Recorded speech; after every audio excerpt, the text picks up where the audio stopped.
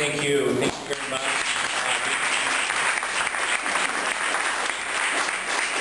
Since I'm not Carol Migden, I'm going to try to keep my comments very short, but I do think it was great for us to hear from Senator Migden, and you know, what a pretty enlightening history lesson about how we got to where we are. And I really appreciate and respect the passion of my colleague, the chair of LAPCO. I am the vice chair of LAPCO, and I have the honor of following on the footsteps of Tom Amiano, who, as was previously noted, was the individual who introduced the legislation locally that made community choice aggregation a reality in San Francisco. I had the honor about 2-3 weeks ago to go to the East Bay, and I was speaking at a very important meeting. It was actually entitled Clean Power, Healthy Communities. It was a number of localities in the East Bay who were talking about not only community choice aggregation, but really green power, clean power, and how that is truly a social justice issue.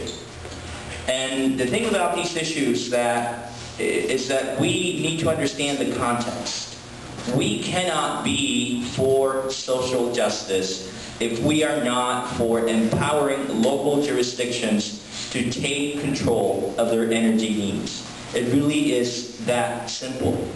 And I don't think that you have to be a quote-unquote progressive to understand that concept, because the reality is, even if you believe in the free market, community choice aggregation is something that, even under that context, makes a lot of sense. What is radical about creating a system that allows individual customers to aggregate their purchasing power for the purpose of securing clean energy through contracts? How radical is that concept? That you cannot allow individual customers to essentially compete in the free market. And that's what we're talking about. Now, on the issue of what PG&E is doing, Senator Migden was very clear about some of the requirements that are embedded in state law. But it wasn't a state law that said that there are certain things that utilities cannot do when it comes to community choice aggregation.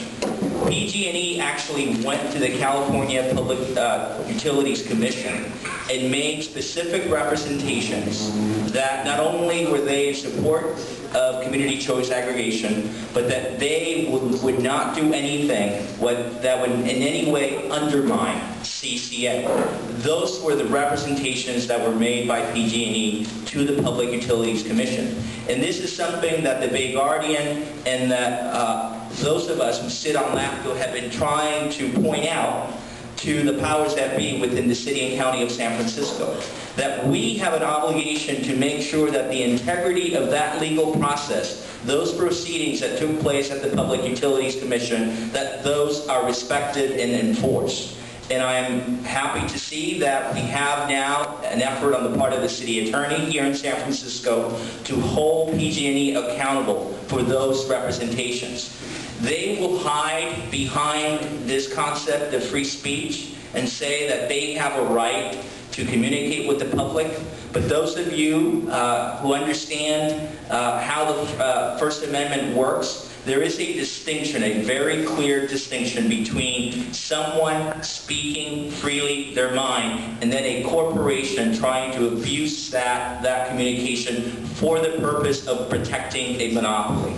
That is the clear distinction. And we need to make sure that the Public Utilities Commission holds PG&E accountable. And that means not only making sure that we see this proceeding through at the PUC, irrespective of what happens at the ballot, but making sure that if the PUC and the California Public Utilities Commission, from my own experience, having litigated in front of them, they don't have a track record, let's just say, for doing the right thing. We need to make sure that we pursue every single legal avenue we possibly can. And that means that if they don't do the right thing, we need to take it to the next level and make sure that we have our day in court and make the case before the California Superior Court, and if need be, all the way to the California Supreme Court. That much is at stake. And the fact that PG&E is willing to spend tens of millions of dollars tells you that there is a lot at stake here. So from my perspective, the city and county of San Francisco, having been the leader on this issue of CCA, now has to take it upon themselves to make sure that we take a legal stand and that we invest in a case and that we make that case as strong as possible. The reality is that we haven't had the political will to enforce the Raker Act, which we should. We haven't had the political will to essentially enforce the rights that were given to San Francisco by the federal government. This is an opportunity for San Francisco to finally do the right thing, because legally I do think that we have a strong case. But the last thing that I would say is this. I think it's great that we're here. I think it's really great to see so many people, not just us on the panel, but so many people who have been working on these issues for so long. It's really important for us to go beyond preaching to the choir. I think it's really important for us to reaching out to communities, and there are many communities that don't really know a lot about this issue, but who will be impacted by what happens on the ballot in June. And from my perspective, I have a commitment to make sure that the people that I represent in District 9, people in the Mission, people in Vernal Heights, people in Portola, who may not necessarily see how they have a stake in what happens, that they understand the importance of being involved, the importance of voting against this measure.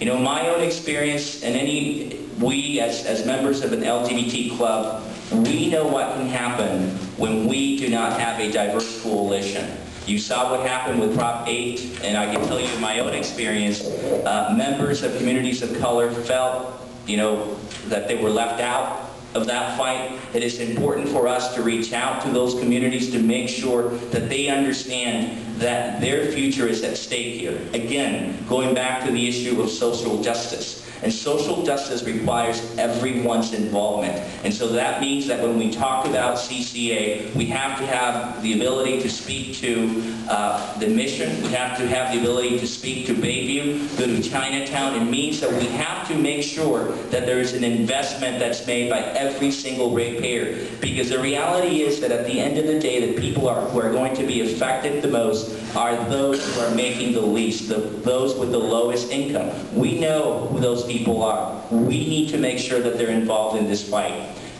I'm really proud to be here. I want to thank Lynette. I want to thank Tom, the Milk PAC, for putting this together. The reality is that this is an ongoing fight. CCA is a piece of it, but there's a lot more to do. So thank you very much for inviting me.